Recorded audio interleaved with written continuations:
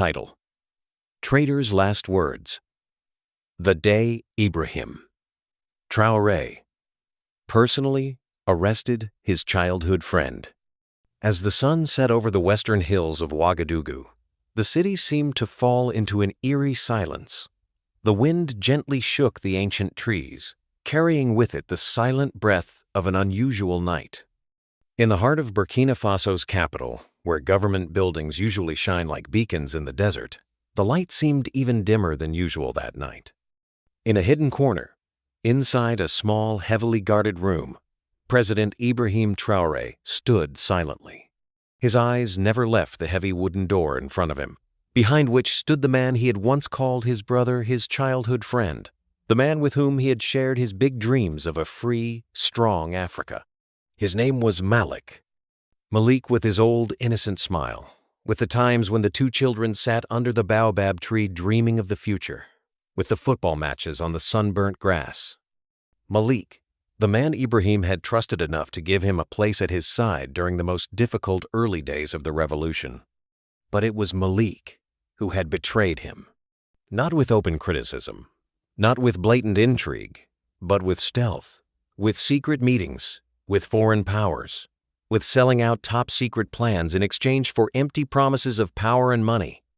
The news came to Ibrahim like a cold knife to the heart.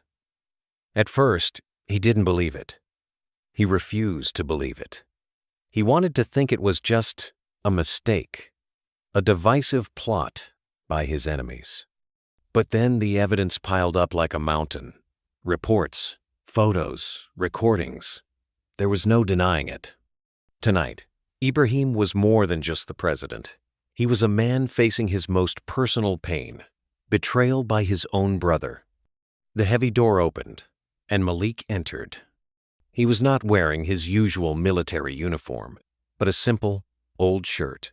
His face was the same, but in his eyes, Ibrahim saw something that had been lost forever: innocence. Malik looked up, and when their eyes met, they both stood still. An endless moment passed. Neither spoke. Ibrahim walked slowly forward. Each step he took seemed to bring with it a string of memories. Laughter under the moonlight, oaths of allegiance as young men, early battles against oppression.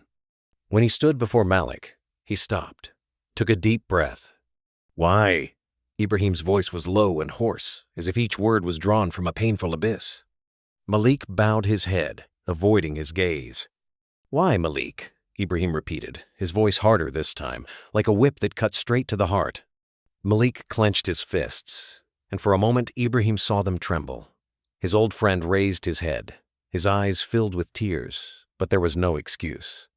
I thought if I didn't do it, they would kill my whole family," Malik whispered, his voice breaking. Ibrahim closed his eyes for a brief moment. He knew all too well the pressures, the threats used by the reactionaries. But betrayal, for whatever reason, was betrayal. He opened his eyes, his gaze as cold as tempered steel. "There are things," he said slowly, each word echoing through the stifling air of the room, "that a man must never betray. A family can be protected with loyalty.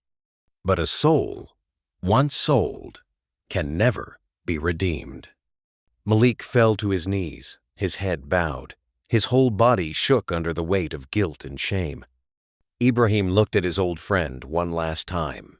He gestured to the two soldiers waiting outside the door. As Malik was handcuffed, his eyes searched for a sign of forgiveness, a last shred of mercy from Ibrahim. But all he got in return was a steadfast silence, the silence of a man who had chosen duty over personal feelings. As Malik was led away, Ibrahim turned away, hiding the pain that was screaming inside him. He knew that tonight, Malik had not only lost his freedom, a part of his heart had died with him. Outside, the sky over Ouagadougou was black, without a single star. A great wind blew through the city, carrying with it old oaths, broken dreams, and a cold truth. To defend the fatherland, sometimes a brother must become a judge. And that night, Ibrahim Traoré, a son of Burkina Faso, did what no man wanted to do, but had to. Malik sat there, alone in the cold cell. There was no sound except the monotonous ticking of the old wall clock. Occasionally, the yellow light on the ceiling would flicker, as if the room itself were holding its breath, waiting for the inevitable. Ibrahim stood on the other side of the one-way glass, watching Malik's every move. Inside him was a whirlwind of old memories and the heavy responsibility of the present. That friend, who was bowed down with shackles on his wrists, had once been part of his family. But now, Malik was a danger to the future of an entire nation. A security officer walked up to Ibrahim and handed him a thick file. Inside, the evidence was clear. Backroom deals, leaked documents, Malik's secret meetings with foreign spies. Ibrahim turned the pages slowly, as if each line was a knife carving deep into his heart. When he reached the last photo, Malik shaking hands with a high-ranking enemy figure, he gripped the file so tightly that his knuckles turned white. A decision had to be made. Without hesitation, Ibrahim signaled for the interrogation room door to open. He wanted to face Malik, not as the president, but as the man who had loved him like his own flesh and blood. The heavy iron door swung open with a cold creak. Malik raised his head. There was not only fear in his eyes, but also a choked regret. A man who had realized the terrible price of his betrayal. Ibrahim entered, closing the door behind him. The room fell silent, save for the heavy breathing of the two men. He pulled out a chair opposite Malik, sat down, and clasped his hands together in front of him. "Malik," Ibrahim said, his voice low enough to be a whisper, but the silence carried a terrible weight of power and pain. "Why?" Malik looked up, his eyes bloodshot. I was weak, Ibrahim," he choked. "They promised to spare my family if I cooperated. They threatened to kill my wife and children. I was afraid. I betrayed you. I don't deserve forgiveness." Ibrahim was silent. He understood that fear. He was a man too, with people he loved and was willing to die to protect. But in this position, personal fear could not outweigh the responsibility to millions of others. He looked straight at Malik, not angry, not spiteful, just a sadness as deep as the night sea. "You betrayed my trust," Ibrahim said, each word hitting Malik in the heart. "But worse, you betrayed the children out there, the poor mothers who were waiting for a better future. You didn't just betray me, you betrayed Burkina Faso." Malik burst into tears. Tears streamed down the sun-tanned face of a former warrior, now a broken soul. "I beg you," Malik whispered, almost pleading. "Give me a chance to make amends. Let me make it right. I'll do anything." Ibrahim closed his eyes. He remembered the old oaths, of the days when they had stood before the flames of war, vowing never to betray their ideals. But that oath was now buried by Malik under the dust of betrayal. When he opened his eyes, Ibrahim's gaze was as cold as a sword. "It's not me, Malik. It's this country that will judge you." He stood up, his silhouette towering, like a mountain before a storm. "I will not treat you as a friend. I will treat you as a citizen who has betrayed his country." Those words were like a final sentence. Malik burst into tears, his body curled up like a child abandoned in a storm. Ibrahim turned and walked away, his army boots making heavy noises on the cold concrete floor. Each step was a cut to his heart, but he could not turn back. He could not, because on his shoulders were not only the memories of friendship, but also the fate of an entire nation. As Ibrahim stepped out into the hallway, the yellow light cast his shadow long on the ground. A cold wind blew, making him shiver, but he did not stop. Never. Out there, Burkina Faso was waiting. A nation broken by betrayal, or a nation rising from the ashes, all depended on decisions like tonight. Ibrahim knew he had just lost a friend, but he also knew that by doing so, he had saved millions of other souls from the dark hands that were silently tightening around the motherland. In his heart, pain and faith merged into a new oath. Today had left him with an indelible scar. He had lost a friend not only to betrayal, but also to the cruelty of the times. But in the depths of his pain, he had also realized an immutable truth. Leading a nation was not just about winning battles on the outside, but also about winning the fierce battles within one's own heart. A soft footstep sounded behind him. It was a trusted advisor. "Sir, everything is settled," the person said softly. Ibrahim did not turn around.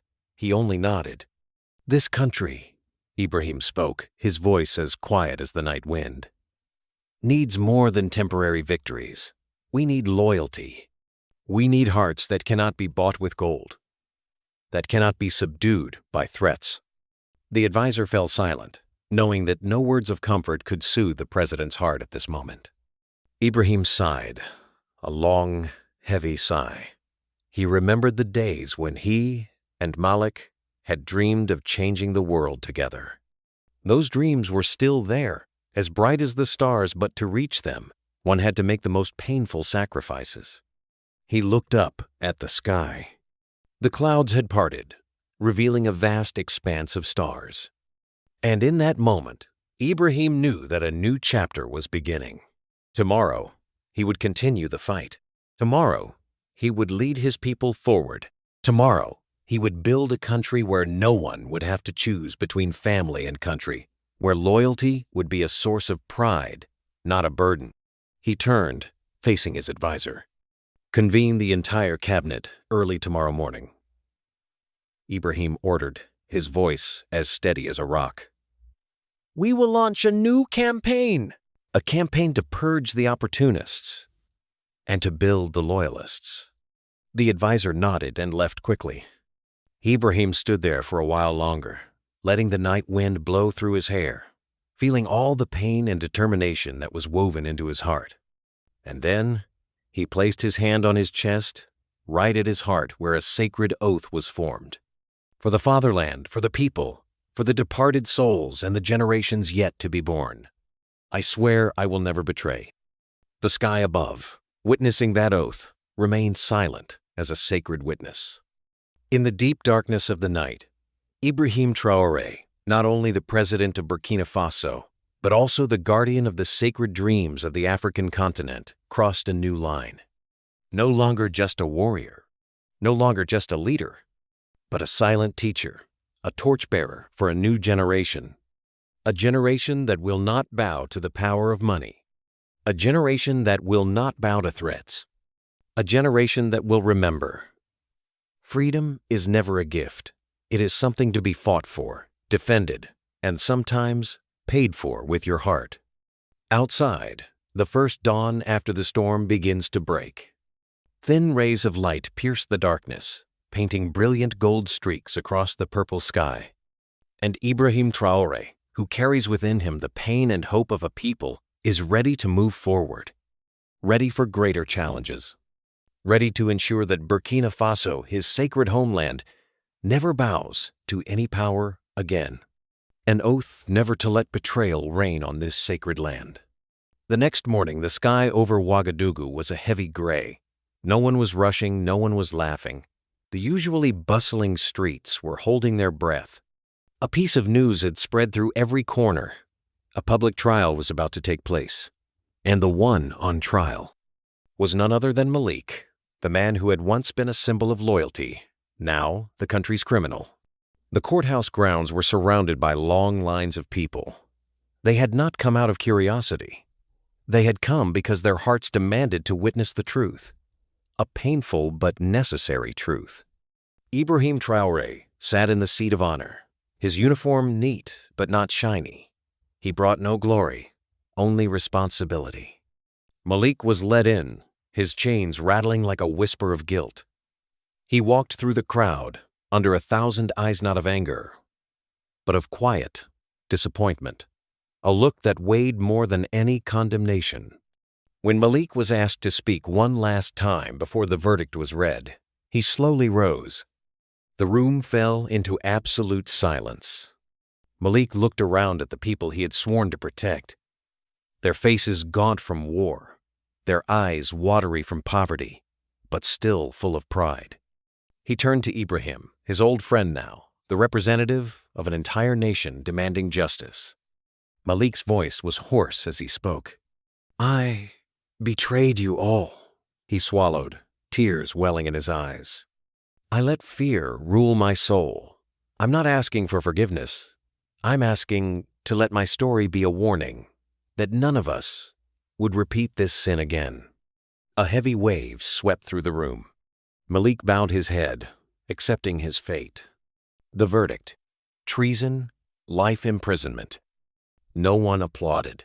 No one cheered. Because this was not a victory. This was a bitter loss for the country. Ibrahim stood up. He stepped up to the podium, facing the nation looking at him. He had no speech, no fancy words, just his heart and the truth. His voice rang out, steady and full of emotion. Today is not a day for celebration. Today is a day when we learn a hard lesson. That loyalty is not for sale, and freedom cannot be built on the sands of betrayal. He paused, letting the words sink in. We, the sons and daughters of Burkina Faso, are not fighting for power. We are fighting for the children who cannot read, for the mothers who carry their babies in leaky homes, for the souls who have never known a day of peace. Ibrahim pointed out, we are fighting so that the barren fields will blossom, so that dreams will come true, and for that to happen, we must be steadfast. We must know that no one, not even the closest person, has the right to put their own interests above the fate of the people. He looked straight into the eyes of each person in the crowd. Today, we are in pain, but in this pain, we become strong. We will build a new Burkina Faso, where loyalty is not a luxury, where faith is not betrayed, where every drop of sweat, every sacrifice is sacred. A deep silence fell over the square. Then slowly, very slowly, a few claps began. Not boisterous claps, but applause, heavy with emotion like silent promises. Ibrahim nodded slightly, like a wordless greeting to the people. He stepped down, his eyes no longer on Malik but on the future. Outside, the sun had begun to break through the gray clouds. A weak but warm light shone on his face. And in that moment, Ibrahim Traoré knew, sometimes, to save the soul of a nation, a leader must be willing to trade the most private parts of his own soul. No one can change what has happened. But from loss, new hope can be born. Through courage, through sacrifice, and through an unshakable belief in tomorrow. That night, Ouagadougou became strangely quiet again. There were no more shouts or echoes from the crowd. The city seemed to be in a deep dream, where the wounds were still smoldering but also beginning to heal. Ibrahim Traoré stood alone on the balcony of the presidential palace. Before him, the entire city stretched out like a dark carpet, sporadically twinkling with a few late-night lights. He leaned his hands on the railing, his head slightly bowed. His gaze was not fixed on any fixed point, but seemed to be looking through the darkness, towards the unformed dreams of his homeland.